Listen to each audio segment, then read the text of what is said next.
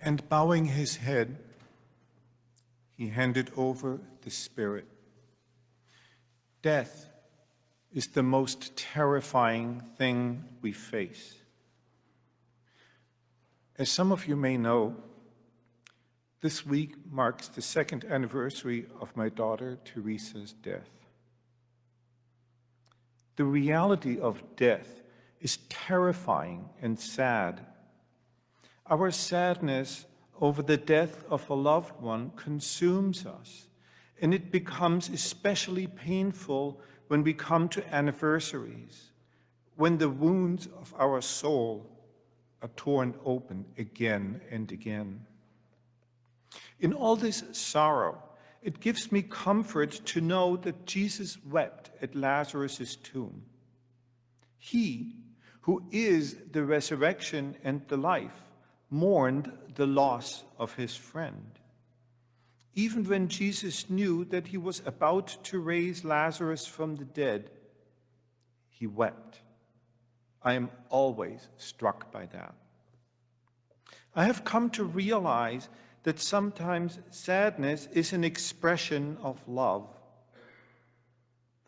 We are sad precisely because we loved the person who is no longer here, and because we continue to love them.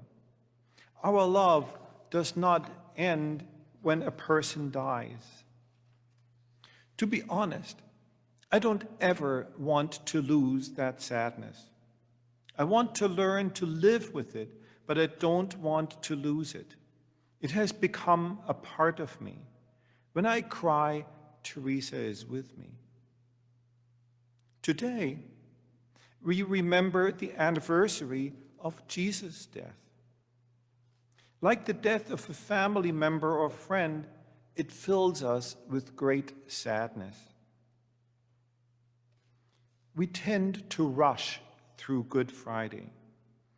We want to get through today and look forward to celebrating Christ's resurrection at the Easter Vigil tomorrow night.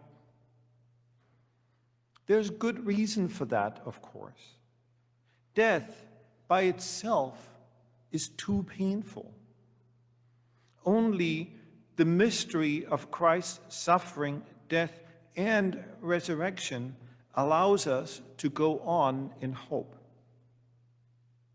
I used to think of Good Friday as just one station on the way to Easter, just a day on the liturgical calendar. But it is more than that, much more. Salvation comes through the cross. It is necessary. We cannot get to Easter any other way. Jesus died for us, for our redemption. It may feel too painful to look at the cross, but we must. St. John tells us that after Jesus had died, in the place where he had been crucified, there was a garden, and in the garden, a new tomb. So they laid Jesus there, for the tomb was close by. 2 years ago today, my wife and I had to go to the cemetery to select the space for Teresa's grave. We continue to be overwhelmed with grief every time we visit her there. Today, that grief and experience unite us with the experience of having to bury Jesus and visiting his tomb.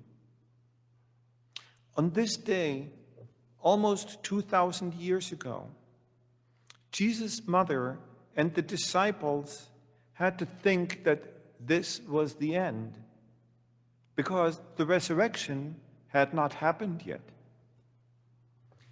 Jesus had talked about it, but Easter was yet to come.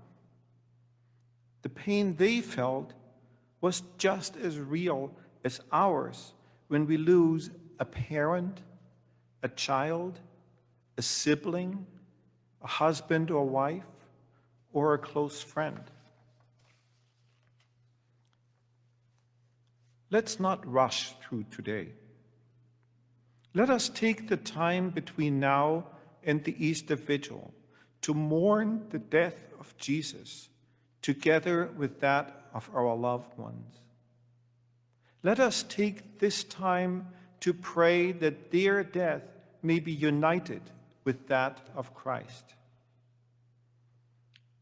Jesus gave us the promise of the resurrection, the sure hope that we will be reunited with him and with those who have gone before us.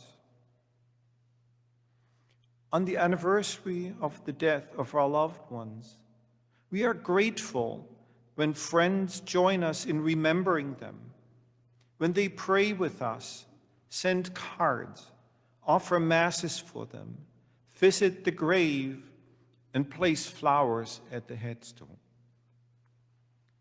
It consoles us and gives us hope to know that in our sorrow and prayers, we are not alone. Today, on the anniversary of Jesus' death, let us take the time to visit his tomb together and to enter more deeply into the experience of Good Friday as we continue with today's liturgy.